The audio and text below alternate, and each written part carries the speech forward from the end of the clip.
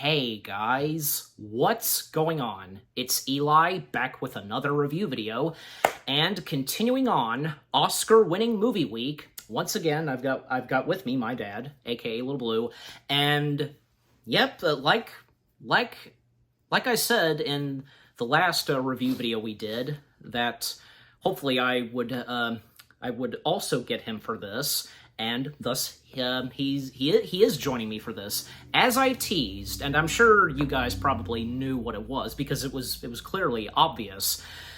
A animated computer feature film, or that's the other way around. A computer animated feature film from Pixar, all about a family of superheroes.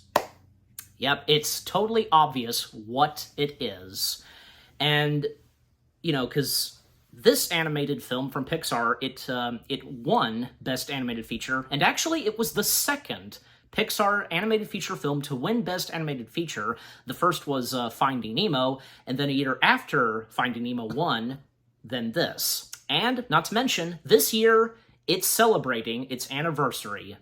That's right, guys. Me and my dad, we are reviewing, from 2004, Disney and Pixar's The Incredibles. Yes, The Incredibles. From the genius mind of Brad Bird, who, before doing this, because he had done a lot of other animation materials, he did Family Dog, The Simpsons, and he, of course, did underrated animated feature film, The Iron Giant. And after that, because he would move on to Pixar, finally, because John Lasseter had always wanted Brad to join Pixar, but because he was busy doing other stuff, well, after the disappointing failure of The Iron Giant, he finally joined the Pixar team, and he had an idea for an animated feature film that he had been working on for quite a while in the 90s, and when it came time for him to join Pixar, now was the perfect opportunity to do so. In fact, he originally wanted to do this as a traditional hand-drawn animated feature film, but because, you know, he joined Pixar, I think we can all be glad that this was a computer animated feature film. Yes. Yeah. And here's the thing. I think, yeah, we probably have talked about this before, me and my dad.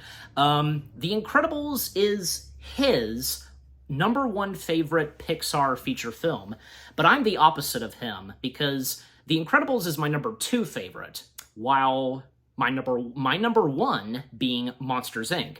And for him, Monsters, Inc. is his number two. So it's flip-flop. Exactly.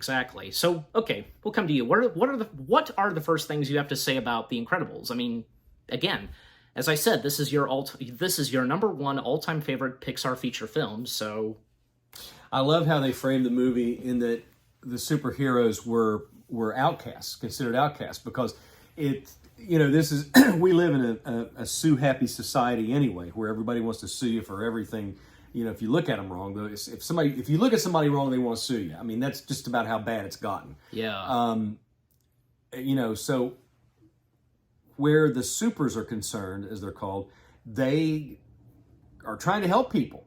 Yeah. And Mr. Incredible saves this man from committing suicide. He jumps off a building and he saves him. And he ends up hurting his neck. Yeah. The man's neck. In the process, the man sues Mr. Incredible, and he says, his attorney says, he didn't ask to be saved. He didn't want to be saved. And suing him because he prevented him from killing himself, which was his intent. You didn't save my life. You ruined my death. Exactly. That's basically what it was. So, and then there was another sue. Then it was a cascading effect. It was a domino effect. All these supers started getting. So the government steps in and says, "Okay, we're doing, the supers are going away." Okay. And that pretty much, I think, quelled the lawsuits, and all the supers were given alternate identities. They were given. It was almost like witness protection. Yeah. They were almost like in a witness protection program. They assumed other jobs in other towns. living among us, exactly. average citizens. Trying to make the world a better place. Exactly. But okay, so let's stop right there, because as always, read the description / the story. I mean, you could take this one if you like. In this lauded Pixar animated film, married superheroes Mr. Incredible, played by Craig T. Nelson, and Elastigirl, played by Holly Hunter, are forced to assume mundane lives as Bob and Helen Parr after all superpowered activities have been banned by the government. While Mr. Incredible loves his wife and kids, he longs to return to a life of adventure, and he gets a chance when summoned to an island to battle an out-of-control robot. Soon, Mr. Incredible is in trouble, and it's up to his family to save him. Yep, so there's that. But, and more on that opening, because that was a pretty good, like, opening, because, the glory days. Yeah, it showed the glory days, which was neat. And Bob Parr / Mr. Incredible, because what we don't know, technically, that he's on his way to his wedding, but keeps getting some interruptions, but he still has time. From saving a cat from, getting a cat down from a tree, but also, like, there was a carjack. Well, robbers in a car. And... Well, let's not forget his best friend, Lucius Best, who is Frozone. Yep. A.k.a. Frozone, voiced by Samuel L. Jackson. The one and only Samuel L. Jackson. The one and only. And, he and Bob Parr, a.k.a. Mr. Incredible, they are going out at night, voiced by Craig T. Nelson, yep. yes, of course, are going out at night, secretly... saving people and stopping crime from happening, and they're doing it. Even like Lucius is kind of not comfortable with doing that. Yeah, they're doing it undercover, which is kind of sad that they have to do that. And it's funny because Bob comes home and his wife, Helen, is waiting up on him. Elastigirl, she's waiting up on him. Grabbed a piece of cake and she said, and she checks and he's got she says, "Is that rubble?" Rubble. It was just a little workout. Yeah, but it's sort of a flip flop because they say the cheating husband comes in and the wife catches him and he's got a hair on his jacket like he's been with another woman. So in this case, instead of another woman, he's out with another superhero fighting crime because she finds rubble on his shirt or on his jacket, which is absolutely hilarious. That whole scene, the way it plays out. Exactly. And so, yeah, he calls it a workout, but it's actually secretly they are fighting crime. She figured it out because he kind of gave it away. So, well, she is kind of in denial for a while because she's, reliving the glory days is a bad thing. And she hears him on the phone with Mirage. It turns out to be, the yes. Help me out here. The assistant of Syndrome. Yeah, but more on the glory days because there's more to it. Because speaking of Syndrome, we get the introduction of at the time he was Mr. Incredible's #1 fan, Buddy. That's his real name. And he was also obnoxious. He was obnoxious, but he was also pretty smart because he came up with rocket boots and everything. Weapons and stuff like that. Yeah. Buddy Pine, that's his last name. Being voiced by Jason Lee. Right. So he's his #1 fan, and Mr. Incredible, doesn't really want a sidekick. Fly home, buddy, I work alone. Exactly. And, more crime that Mr. Incredible has to take care of, like a tour bus robber, and even taking on Bon Voyage. Yeah, Bon Voyage was pretty cool. Bon Voyage was very cool. I love that introduction, because after saving that guy who didn't want to be saved, he's hearing something and up against the wall, like a timer's going off, and it was a bomb, and then making his entrance, Bon Voyage, and that French music, accordions. So. Right, and his appearance, it was sort of like Marcel Marceau, with the face and the white face, mime makeup, because this is very French. And so and he says, what a ridiculous costume, says it to Buddy, yeah. Because Buddy was gonna get the police, and Bon Voyage slipped a bomb on his cape. Mr. Incredible saving him, and by getting the bomb off, because that caused an explosion, destroying half of a subway track. Yes. And that was another sue that Mr. Incredible got. Even though he did save people on the subway, it still caused injuries. Yeah, but he saved lives. So it wasn't his fault. No. If he hadn't done it, they would have there would have been a lot of deaths and a lot more injuries. And if only Mr. Incredible had catched Bon Voyage, so if he caught Bon Voyage, then it would have ended there. But probably, it did not, and no. that is what caused that whole thing. Had caused a domino effect where all the supers were getting sued. Exactly, and that's when the government stepped in and said no more, and they usher them out of sight. And before we continue with the story and where they're at now, because I'd like to point out, because by this point, this movie was a challenge for the Pixar crew, because couldn't you tell? I mean, when this came out, how amazing it looked. Oh yeah. I mean, because with the human characters and the movement and stuff and the clothing too, it was a big challenge for them. And this was the first ever Pixar film to have an all-star human cast. Because some of their last films they did, because they'd only done 5 films at that point, right before The Incredibles, and most of them, well, they centered on toys, bugs, monsters, and fish, but for this one, it centered on the humans. And for them, trying to do humans was tricky, but by this point, with The Incredibles, they managed to succeed doing an all-star human cast. I think I read, I didn't read it, I saw an interview with Craig T. Nelson, and he was talking about when he was voicing, doing certain scenes of Mr. Incredible, and he was voicing them in the studio, that at one point, Brad Bird made him go out and run around the block a couple of times to get out of breath, so when he would come in, he would sound believable reading his lines, because he was, there were certain times that he would overexert himself, and he'd be breathing heavy he's running. So that's when he sent Craig T. Nelson out to run around the block a couple times to get himself winded, so he would come across, more naturally on microphone. And now that you say it, because I remember hearing that when Jack Attack happened, he had Brett Parker, who is the voice of Kari, he had her do the same thing too, run around and such. Yeah. So I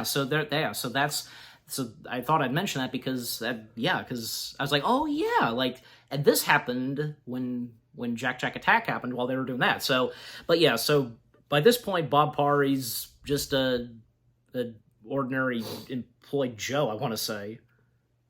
Yeah. Yeah.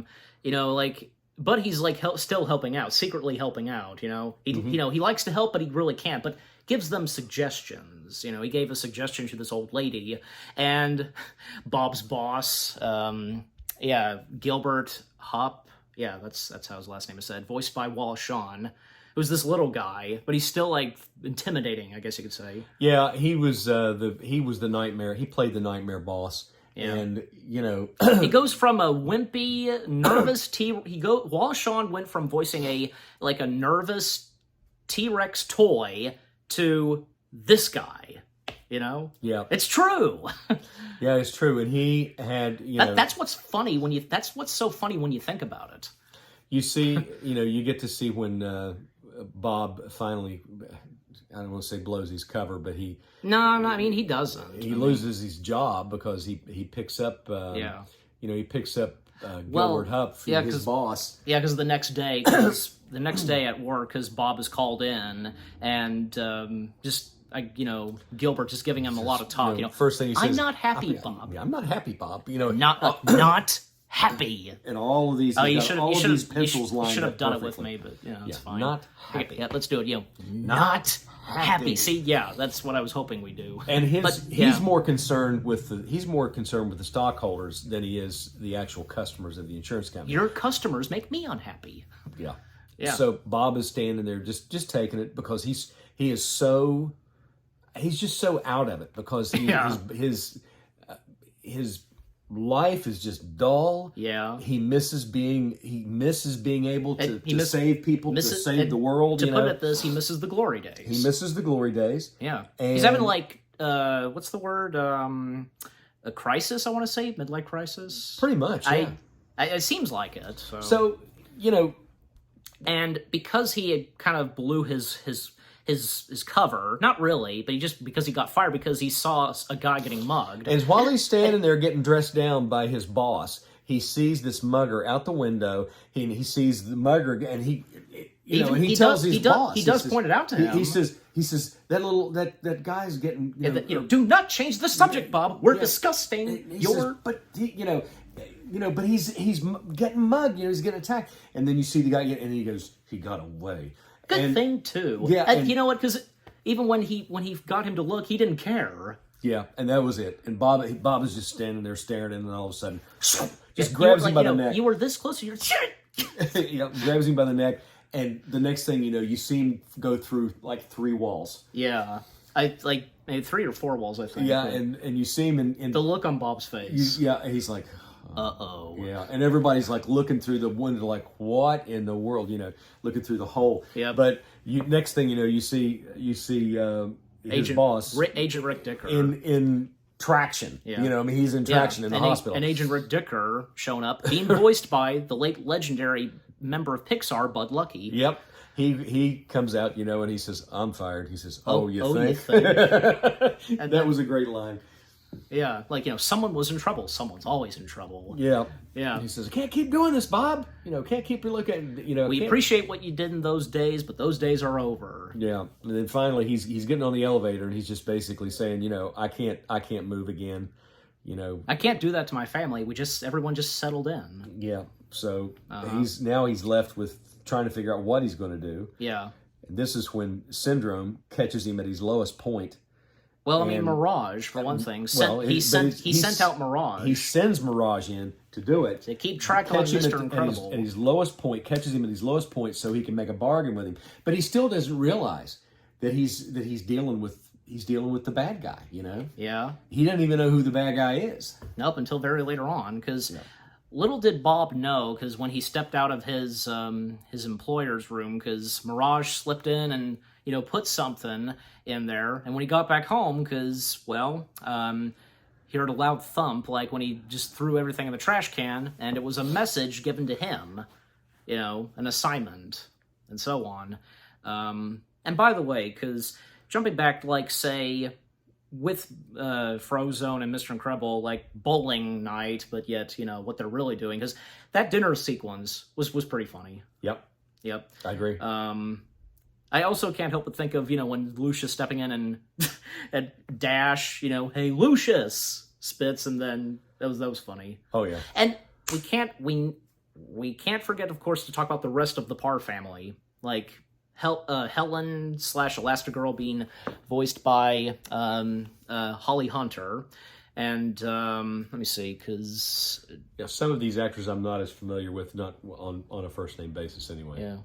Where's Dash? Oh, well, Violet Parr being voiced by Sarah Vowell and Dash. Where is Dash? Because I saw you're moving it too fast. Yeah, I saw Dash earlier. It's weird. I don't know why. Sometimes IMDb just like how they sometimes list them. Spencer Fox. Dashel Parr. That's or right. Dash. Yeah, being voiced by Spencer Fox and Jack, of course. Jack turns out to be the big surprise in the end. Yeah. He has a combination of pretty much all their powers. And boy, when The Incredibles 2 happened, they had so much to, they brought so much to Jack in that. Oh, yeah. I think for The Incredibles 2, now was the time to do so much with Jack. Yep.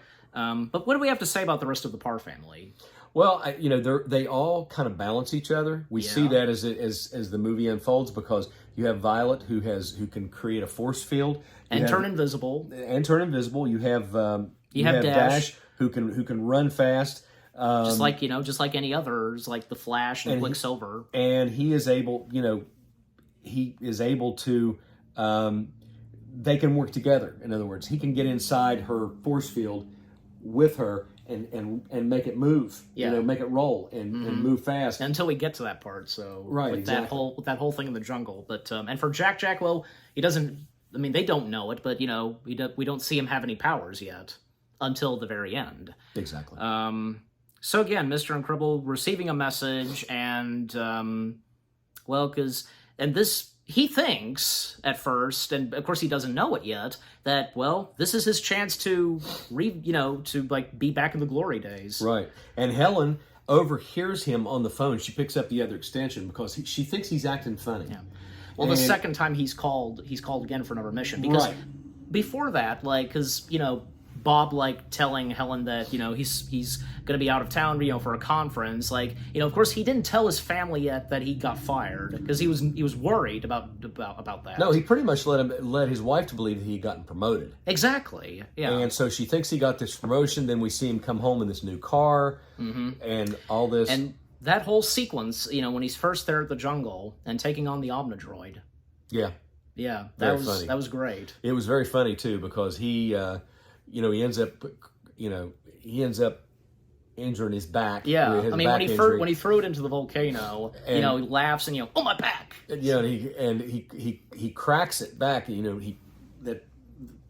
him back. The robot arm pulls him back, and he hears his back crack, and he's like, ah, and he starts laughing. He laughs, yeah. And then he goes to town on the robot, which he figures out as long as he can get above the eye, he can attack it from above. And fun fact, because I remember you told me this when I was very young, because I was imitating that whole thing. Oh, my back! Yeah, you made your Uncle Scott laugh really hard. Yeah, I made my uncle laugh. So there's a little fun fact for you. Yeah. Because when seeing this movie, funny how you remember these little even at a young snippets in time, even at a young age. Exactly.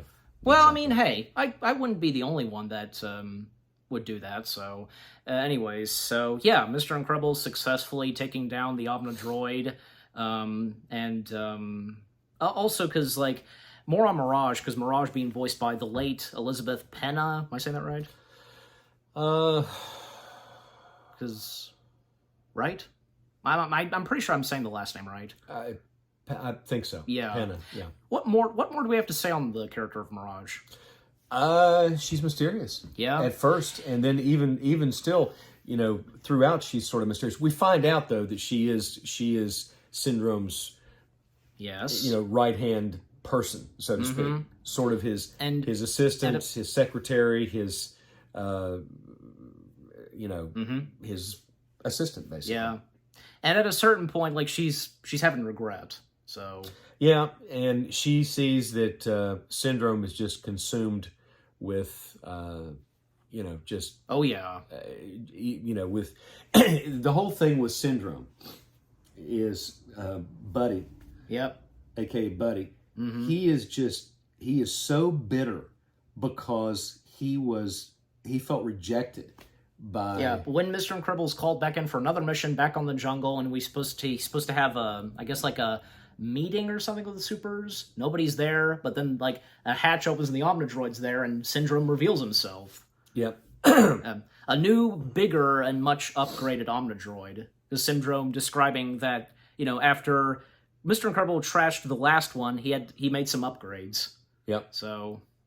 Yeah, because the second Omnidroid, and we see throughout most of the film, it's bigger than the first one. Oh yeah. So, so revealing himself to Mr. Incredible, Mr. Incredible recognizes him as Buddy. It's Buddy, but Syndrome. My name is not Buddy, and it's not Incrediboy either. That ship has sailed. Yeah. And apparently, from Buddy's point of view, it was different than how it really was, when Mr. Incredible said, "Fly home, Buddy, I work alone." And you see the look of rejection on Buddy's face. Yeah. And you see him, as he's telling his story. Mm-hmm. You see the look on his face. He tears down all of his posters. He tears down the big poster. And he becomes bitter. So he's kind of he's blinded, I guess, by bitter or something like that. By bitterness and anger and hatred. Exactly. And but he turns all of his talents into money. Basically, he creates weapons and all kinds of high tech stuff, and he's selling it to anybody on the market that wants it. Yeah. Good or bad. Mm-hmm. And he makes a fortune. From making all this weaponry and all this other stuff. And that device that Syndrome has, I guess electrocuting someone, trapping that. That thing. Well, it's sort of like a it's almost like a force field tracking. Yeah, exactly. Thing, that he can stop them and in their tracks and just hold them in place. And him just throwing him around, am I good enough now? Who's super now? I'm Syndrome. And he accidentally threw him in the air. Yeah. That was just like, oh, brilliant. Yeah, and he's at the time he's talking about, there was a back further, Frozone is talking to Bob, and they're reliving the old days, and Frozone's talking about one of his adversaries and how he was monologuing and how he kept monologuing and it gave him time to get free and get away from him, and defeat him. Yeah. And so here now, Bob, Mr. Incredible, is faced with his nemesis, now Syndrome, and Syndrome is going off, and Bob takes advantage of it, and he tries to make a move, but he can't, and Syndrome says, caught me monologuing, like... You sly dog, you caught me monologuing. Exactly. So... I just now fully realized that. Well, and you see it a lot in superheroes, the villain always wants to talk and at least and tout their superiority he gave Mr. Incredible, true detail on what was going on with him, Probably the best example would be Lex Luthor from Superman. He is he oh my gosh, monologues. Are we talking about Gene Hackman's? Especially Gene Hackman. Okay. Especially, but also Kevin Spacey. Okay. His take on it was on Lex Luthor was really, really good. Them being the Gene Hackman, Kevin Spacey being the first two actors to portray Lex Luthor, for something that's a movie of Superman. And then who was the third guy that did it? He was in Batman versus Superman. And I know who you're talking about. Michael Eisenberg, I want to say. I think so. I'm sure you guys know who we're talking about. So fantastic actor. He was so good. And I also know him as the dude from the Zombieland films. Yeah. So yeah. So anyway, but yeah, he was fantastic in that. But I don't want to get off track. But all I'm saying is that it's very typical for the bad guys to monologue and just talk, and keep talking. Sometimes we give examples. Yeah. And fun fact, because for Jason Lee and Craig T. Nelson recorded his dialogue of Bob Parr / Mr. Incredible for a couple of years. For Jason, he only had to record his dialogue as Syndrome for just a couple of weeks. Yep. Golly, just like... Exactly. How did that happen? Oh, well, it's probably just one of those things, I guess. I don't know. I can go to full detail, and but I think and also because Mr. Incredible escaping from Syndrome, in fact, escaping from a bomb that Syndrome had when he fell into the water, and comes across the skeleton of a superhero. Yeah, he does. In fact, because it was mentioned earlier when he was reading the newspaper, then Lucius brought it up about Gazer Beam. Yep. Simon J. Pallet, I want to say. That's the last name. Gazer Beam was... And that's where he finds him. Because in the newspaper, he was reported missing. Right. But... Obviously... he's found what's left of him. Because Gazer Beam fell into Syndrome's trap. Exactly. And on the wall, do you remember the word that we see on the wall? Yes, because Gazer Beam, before he died, because he figured out the password. He used his laser vision from that device he had to, spell out, and if any superhero were to once again fall into Syndrome's trap and hopefully to survive, which in this case Mr. Incredible did, then they would have the word Kronos. To Kronos. And what does Kronos even mean? Well, it turns out it's his password. When Mr. Incredible makes his way inside, he realizes it's asking for the password, and he's like, he remembers Kronos. He says Kronos, and he types it in. Boom, he's in the system, and it's really cool. Yep. Basically, because every superhero from the glory days had fallen into Syndrome's traps, being killed by any robot that they came face to face with. Now, sometimes, and the thing is, it does show that some superheroes did sometimes defeat a couple of robots but they didn't. Like if they took on when they took on a second one. So Now, of course, Edna E. Mode, we have to talk about who was Edna Mode. the costumer for the Supers. She was a sort of a tailor, if you will. Yeah, a because very special tailor, and she would create and design the suits, the very special super suits. Yeah, because after Mr. Incredible's first mission on the island and that montage when everything's looking good for everybody, and he's working out, and well, he meets with Edna Mode. Yes. And it's pretty funny because like Mr. Incredible showing up and Edna Mode, what is it? Who are you? What you want? My God, you've gotten fat. Exactly. And Mr. Incredible telling her that he needed a pass job, because for his original suit. Exactly. And even Edna Mode mentioning that make him a better suit. Yes. And he wanted a cape, and she says, no capes. And and like her going through a couple of superheroes that had capes. Yeah, and giving examples of why he should not have a cape because. Well, I mean, he never had a cape in the first place. No, so he didn't need a cape. But and in fact, he didn't even say anything about wanting a cape. So. Well, he knows. Edna knows that he is basically moonlighting. That he's gone back to being a super, and. She talks. He just wants the suit sewn up, his old suit. He wants it patched.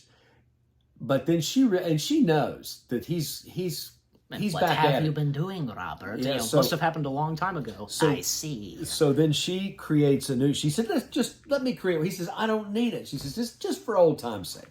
So she creates this new super suit, knowing he is back in action again. Which, knowing that, she ends up.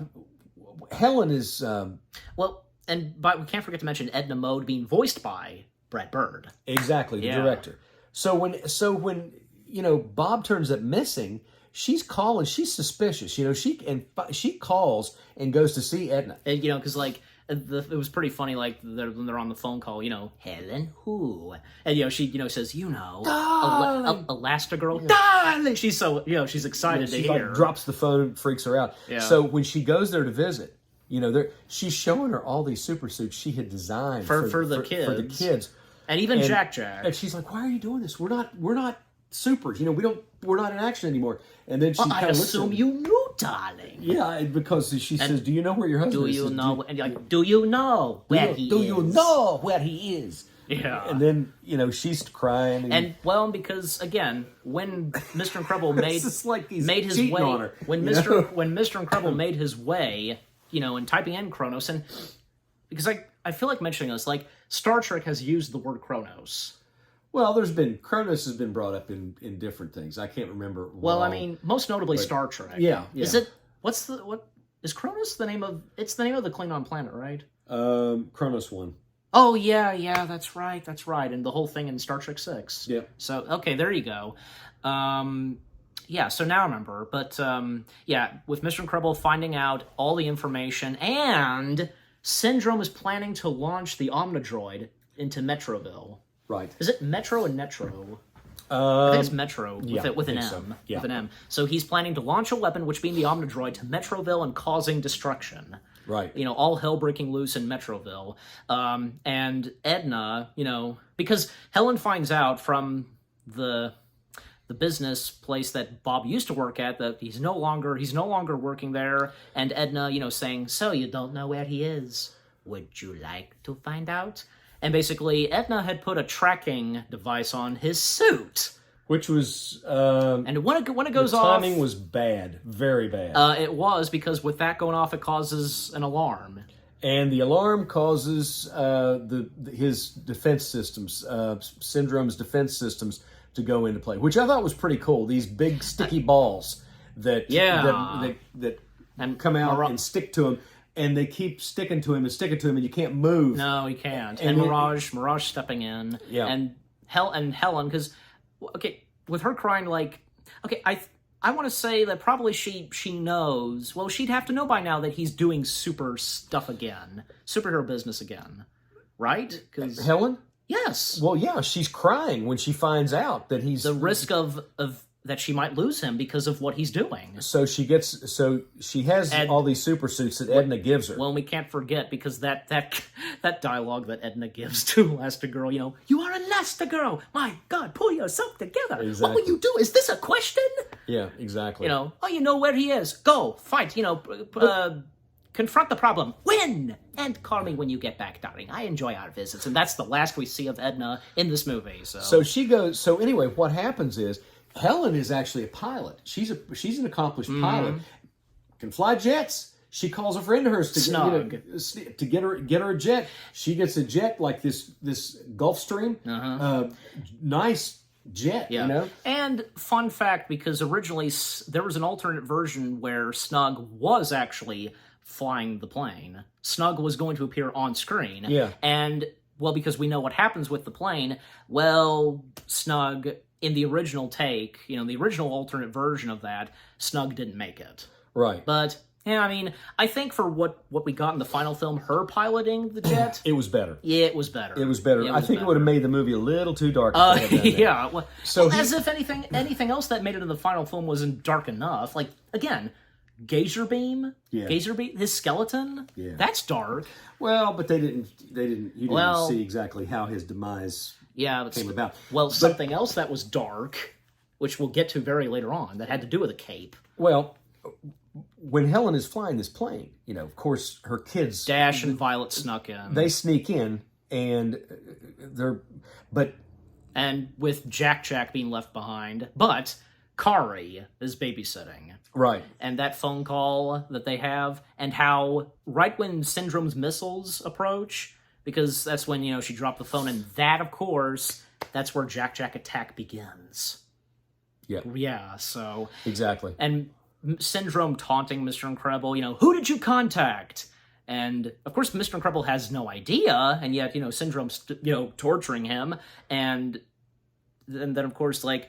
They received a transmission because Helen was sending out a transmission, and they picked it up, and when he recognizes her voice, so you do know these people. Well then, I'll send them a little greeting, and thus he launches his missiles. Right.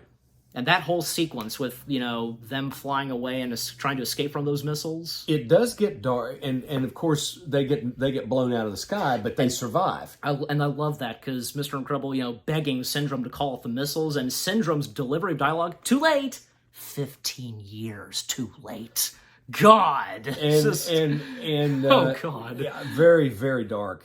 Very dark. It's really at this point where Syndrome is twisted, Yeah. He's a psychopath. He is a psychopath. And I really have to commend when he finally gets loose, and he gets a hold of... Well, I mean, he didn't really get loose. He was just trying his best because of that cage, or whatever that he was being held in. He just had enough grip to try to get Syndrome, but Mirage stepped in. And, he grabbed her. He grabs her, and, he somehow... Release me now! Somehow... Or what? He manages to hold on to... yes?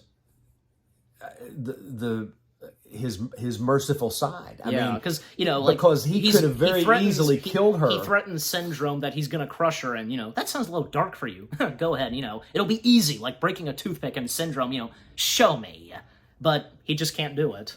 No, he can't do it, because he knows she's really innocent in all of this. Yeah, and exactly. Syndrome is the one to, It's all Syndrome's doing, so... But, to think he's thinking that his whole family has just been wiped out. But little does he know that they did survive. Yeah, and she's mad. When they finally meet up, she's mad. He even mentions it. He says, "You're mad." He says, "I'm actually happy to see you." I'm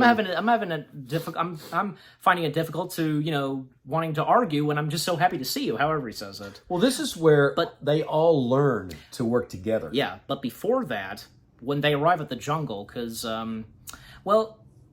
here's the thing, because more with Dash and Violet, because Helen, she kind of was kind of harsh on Violet, because shouting at her to do a force field around the jet, but Violet couldn't really do it. And when they make their way to the jungle, and Helen is telling them that, these bad guys, they're on that island. The island that they're on, they're nothing like what they watched on TV. Right. and telling them to be strong, telling Dash to run as fast as he can, and so on. And Violet apologizing to her mother, and she tells her that it was on her because it wasn't right for her to act towards her like that. Exactly. And I do like that one scene where Mirage kind of just has had enough of Syndrome. Even like right before she walks off, next time you gamble, bet your own life. Yeah, exactly. Yeah. And when they're in the cave still, Violet and Dash, because Dash exploring the cave more, little do they know, because that's where fire is coming because of a rocket being launched with the Omnidroid. Exactly. Yep. But and then the next day, because remember that one robot bird? Yeah, and it has its beak opens and has a camera in Identification, it. please. Exactly. Actually, no, like the cameras aren't in the eye, so like in the mouth, it's a siren. So right, exactly. And when those bad guys they fly with those. What are those? They're propellers on. They're kind of cool, actually. They look like, but they literally cut through. Yeah. The forest. I mean, they're really cool. It's almost like they're flying a saw blade or something. That infamous sequence, Dash running. Yeah, that is really cool, and it running on water too. Running across the top of the water. He kind of panicked because you think he was gonna just fall, just not run through the water, but he does. He runs on top of it. Exactly. But that was a cool sequence. 100-mile run. I mean, I think there is a specific name to that sequence, like a 100-mile run, whatever it is. But but again, that's one of the highlights of this film. Yeah. And just how Dash easily running away from them, and sometimes they crash into some things and stuff like that. Even when two of them are behind him and in front of him, and he ducks down and they crash. Right. And with Helen, going to rescue Bob, and Mirage at one point, freed Mr. Incredible. But, for him, grabbed her by the throat, and how can you possibly bring me lower? What more can you take away from me? And she assures him that they survived. Right. And him hugging her and Helen just walking in. What about that? Because yeah, that was awkward. It was. Yeah. But even Mr. Incredible assuring her that nothing's happening and such. And again, because, coming back to when they're all reunited, and again, because when Violet using force field around her and Dash and running, and then they catch up with their parents, and then working together, taking on some of the bad guys until Syndrome shows up. Whoa, time out! Yeah, and he puts the thing on him, and he says, Mr. Incredible, and you married Elastigirl? Yeah, and got busy. It's a whole family of superheroes. Looks like I've hit the jackpot. Yeah. And then, of course, they're all captured. And Syndrome showing them, on the TV screen, you gotta admit, this is cool. It's just like a movie. And basically giving them details what's going to happen in Metroville. Yeah. The Omnidroid will activate and, cause destruction. But for Syndrome, he'll step in and pretend to be the hero. Right. Yep. And giving more details about what's going to happen. Like Mr. Incredible, you did all this to pretend to be one, and Syndrome, saying, I'll give them the heroics and so on, and when everyone's super, no one will be. So, and thus Syndrome making his way to Metroville, and, Bob at one point apologizing and, of course, feeling guilty, but Violet, because of her force field power, she managed to get out of there and thus free all of them and trying to find a way to get back. And they get a little help from Mirage. They get a little help from Mirage and also a motorhome. Yeah, they used a motorhome and they used part of a rocket. And launched themselves toward Metroville. And they land in Metroville. Of course, they land on the freeway. And Elastigirl Helen is telling Bob, you didn't know, take this exit. That'll take me downtown. Which sounds like a husband and wife arguing, yeah. Over which direction to go. That's what makes that so funny. Yeah. So they end up going the downtown way. Yep. And they get stopped. And we can't forget that another infamous scene where we see Lucius again. Lucius comes back. Lucius is saying, "Where's my super suit?" I mean, he sees. Where's my super suit? He sees what's going on. Yep. He looks out the window and he sees. he gets a remote out and getting his suit out, honey, where's my super suit? And and basically like, and that's the name of his wife, Honey. That's her name. And, don't you think about running off some dare and do? We've been planning this dinner for 2 months. The public's in danger. My evening's in danger. And just him, you tell me what a blah, blah, blah. We are talking about the greater good. And what she says, greater good? I am your wife. I'm the greatest good that you'll ever get. That's a great line. I remember, like when we, one of the times we were watching The Incredibles, I remember you just cracking up at that. Oh yeah, it was hilarious because it just it would be a typical husband-wife argument. Yep. But of course, but eventually he did get a suit. So he did. And so them taking on the Omnidroid, and here's the thing, because Mr. Incredible wanting to do this by himself. But Helen just really wants to know what this is all about, and Mr. Incredible saying, "I can't lose you again." Yep. Yeah. What about that some more? That was a very touching moment because he was just desperate for them to be okay because he thought he had lost him to begin with. Okay. Yeah. Exactly. So now he gets him back, and now they're in danger again. Mm-hmm. So that's almost more than he can bear. And fun fact, because that whole thing of Bob fearing that he might lose something, I want either one. Yeah. Because that came from Brad Bird himself while he was working on the Iron Giant. Because while he was working on the Iron Giant, he was also trying to be there with family and fearing that he might lose one of them. But of course he didn't, and in the end he didn't. Everything turned out okay. So what was going on with Brad would be used for this movie. Yes. So yeah, very good. So, and well, because Helen assuring Bob that if we work together and so on. And it just and Mr. Incredible said this when they had their wedding, and she repeats it back, hey, we're superheroes, what can happen? Yep. And then of course the Omnidroid attacking them, and of course Violet and Dash, they join in the action, Frozone showing up, and that whole sequence where they're taking on the Omnidroid. Yep. And exactly.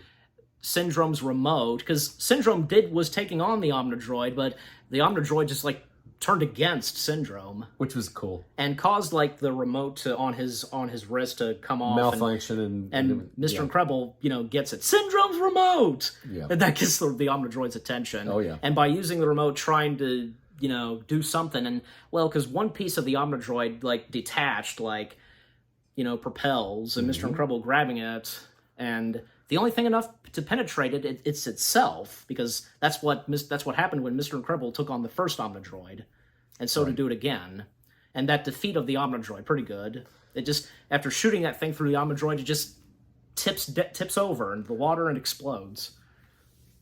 And this was a good moment where everybody, the whole crowd of Metroville, just cheering and applauding. And it was kind of like the moment that the supers were reborn. Yeah. And for now, I mean, you remember the conversation between the two older gentlemen. I was going to mention it. Yeah. That's the way to do it. That's old school. Yeah, old school, exactly. Old school, exactly. Yeah, and you know who those two old men were? The two guys who were part of the Walt's 9 Old Men, Frank Thomas and Ollie Johnson. Oh, okay. Yeah. And fun fact, because they did appear in another film of Brad Bird's, The Iron Giant. Yes. Well, because Brad Bird had looked up at those two men. And fun fact, because Brad Bird, when he came to Disney, he met Frank Thomas and Ollie Johnson, and Frank Thomas and Ollie Johnson at first thought that, and they told him that, you're going to lose interest, but exactly. he did not. Even Brad Bird got to meet one of the legends of doing music for Disney, George Bruns. So lucky Brad.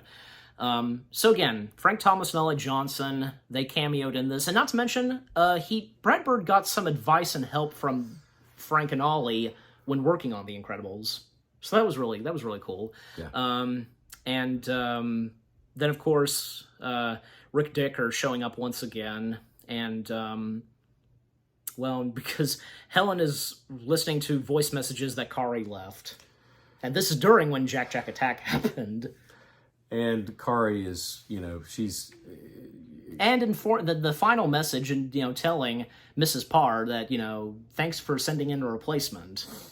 And, of course, it's Syndrome. Exactly. And just how in the short Jack Attack, how they showed that, when Syndrome showed up. Exactly. But here's the thing: how did Syndrome know where they lived, and how did he know they had a third child? Well, I mean, he had to figure it out. He just did. In Jack Jack Attack, I'd like to mention that was the only time where we see Syndrome not wearing his mask.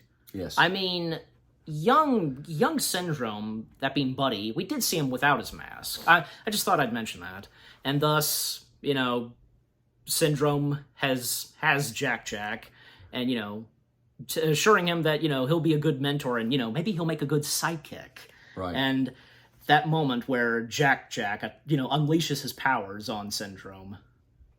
Absolutely. From being a ball of fire, I felt like a heavy steel, I want to say. To like a little devil, literally. Yeah, monster. Turns into a little monster, a little devil, and is biting him and everything. It's really fun. And like kind of ripping off one of his rocket boot boot jets, I want to say. Yeah. And this causes Syndrome to hit the jet and cause him to drop Jack Jack, and Helen telling Bob, throw me, catches Jack Jack, and Syndrome, this isn't the end of it, I'll get your son eventually, and Bob throwing a car at it, and you take it from here, like what happens next? Big explosion, Syndrome goes bye-bye. Well, because his cape got caught in the propeller. Yep. Like, that's a dark moment, too. A gruesome way for him to be killed. Yeah, but deservedly so, I think. It's just, I think it's right there next to how Hopper met his demise in A Bug's Life. Yeah. If you remember that. Oh, yeah. Exactly. So there you go. And you know what? Because definitely Syndrome and Hopper are two of the most evil Pixar villains. I'd say so. And how they meet their demise, very gruesome. Yeah. And no redeeming qualities. That's just it. There's nothing that would redeem them. They're lost. Mm-hmm. Well, from the beginning, Hopper was already. Oh yeah. So, but Syndrome, he wasn't at first. So. No, he wasn't. But he became that way. Exactly. As a child. So he pretty much grew up evil. He was just bent on revenge and conquering, Exactly. And because of the explosion of the jet, well, that caused to, destroy the house. But, thankfully, Violet was quick enough to, do a force field around them. Exactly. And Dash, saying, does this mean we have to move again? And we can't forget to mention that kid on that tricycle. Yeah. Yeah. That the kid on the tricycle was hilarious. Waiting for something amazing to happen. And thus something did, Exactly. That was totally wicked! Yep, exactly. Yeah, so... And by the way, because another hilarious moment, and I guess, it's technically a hilarious moment. Remember that part with Lucius taking getting a drink? Oh, yeah. That was definitely a nod to when Samuel L. Jackson was in Die Hard. Because, if you remember that, because, I'm just going to answer the phone. Yeah, so exactly. That's what it was. So I thought I'd mention that. Because couldn't forget to mention that as well, because that's a pretty good moment there, and for Lucius. But then I think 3 weeks later, I want to say, because what was mentioned very early on, because Dash was sent into the office at the school he was at, because he wanted to try out for sports. Yeah. That whole thing, and eventually he does. And also for Violet, can't forget to mention this too, because Violet had a crush on Tony. Yep. Tony Reidinger. And eventually, because Tony, because, he talks with Violet and, they immediately set up a date, so. Yeah. Yeah, and with that sport thing, because running and jogging, and I just love it because all of them are just coaching Dash, how fast to run and so on. like pick up the pace. Pull back. Yeah. Make it close. Yeah. You get one. You get one shot of a guy. The guy's like, what? So then he pours it on at the last. Of course, he crosses the finish line and he wins the race. But the guy's face was hilarious. Yeah. You see them all. You see them all leave, and this is the part that's really cool because this is the final scene when they're. It seems like we get a happy ending, right? But then that out of the ground, out of the blue, comes this big drill, and it's the Molinator. The Molinator. Yeah. Well, it's the Underminer. Oh, the Underminer. Oh, okay. Where'd you get Molinator? I don't know. Well, I've heard it's a cool name though. The word I've heard that word in the Santa Claus too. I'm just saying but the Underminer. Maybe that's where I heard it. Yeah, the Underminer. Yeah, the Underminer. He has buck teeth. I remember that. And the Underminer in The Incredibles, being voiced by Pixar's Lucky Charm John Ratzenberger. Yes. Do you realize that, hey, he was the last voice in this movie. Yeah, which is unusual. Because But typically he's not. no, he's not. But hey, for this, it was fitting. It was fitting. Yeah, because like I think first I want to say I'd like to imagine, and I'm pretty sure that I think some people were wondering, where's John Ratzenberger? Why haven't we not heard his voice? And it was saved for the end of the movie. Exactly. That dialogue that the Underminer gives was pretty good. And John Ratzenberger, how he delivers the dialogue voice performance of the Underminer. I've always lived under you, but nothing, I've always been beneath you, but nothing is beneath me. And thus, the Incredibles are back into action to take on the Underminer. And how in the Incredibles 2, that's where it picks up.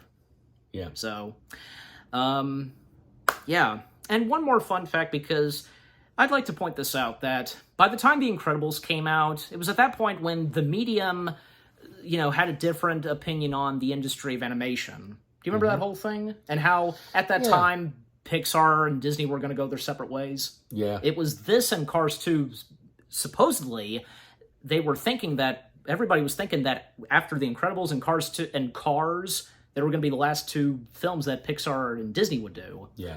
But thankfully enough, when Bob Iger stepped in, everything was fixed. Yeah. Thankfully. Yeah. So I thought I'd mention that because, yeah, it's true. Because when computer animated films like this and Shrek 2 came out, they were successful, while some hand-drawn animated features like say Disney's Home on the Range, they were box office flops. So Exactly. yeah. So I thought I'd mention that. And ever since when The Incredibles came out, because everybody was wanting to see more and more Incredibles, right? Right. And thankfully, for how many years we had to wait, we did finally get a sequel. Mm-hmm. And did you, you were one of those people that, you wanted to see a sequel to The Incredibles? Oh, of course. Absolutely. Because the way it ended, it left it was a cliffhanger. And despite that there was a video game that came out, well, because we got The Incredibles 2, the video game called Rise of the Underminer, that's not canon anymore. Right, so, right. And yeah, you thought that the sequel should pick up where the last one left off? I did. And it was perfect where it did pick up too, because it was just like a continuation. It was a perfect dovetail. Exactly. But no, I as far as this movie, Incredibles, if I were to rate it, it's going to be a 5, well, obviously. What are your final thoughts on the film and what you have to say? Well, final thoughts are it's a typical Pixar film. I mean, you get yourself lost in the action, and you forget at certain periods that you're actually looking at CGI and not live action. Yeah. And I mean, it's the whole concept, the whole plot of the thing was just, to me, was phenomenal. Absolutely. And you never think about the fact that, what if the superhero, what if Superman had been sued, by somebody? How would that work exactly? Any heroes from, say, Marvel or DC? So here it is, we see what would actually happen, and it all comes full circle. So absolutely my favorite Pixar movie. And for me, what I have to say, well, couldn't have said it better like what you said. I mean, The Incredibles, it's a fantastic Pixar animated feature film. The storytelling, the characters, and can't forget to mention the music by Michael Giacchino. The music was fantastic. It was excellent. Especially moments with the trumpet, Yes. I don't know, because it gives like a jazz vibe, don't you think? Yeah, it does. But I think also it kind of gives, don't you think it kind of also gives like a James Bond vibe to it? It does. A feel, I should say. It absolutely does, yes. Yeah, so the music, how can you not enjoy the music from The Incredibles? It's just outstanding. Again, Michael Giacchino, he gets it done. In fact, this was one of his first, big feature films that he did, and even though, this being an animated feature film, so... Right. I mean, look what would come next for Michael Giacchino. A lot. Of course. Yeah.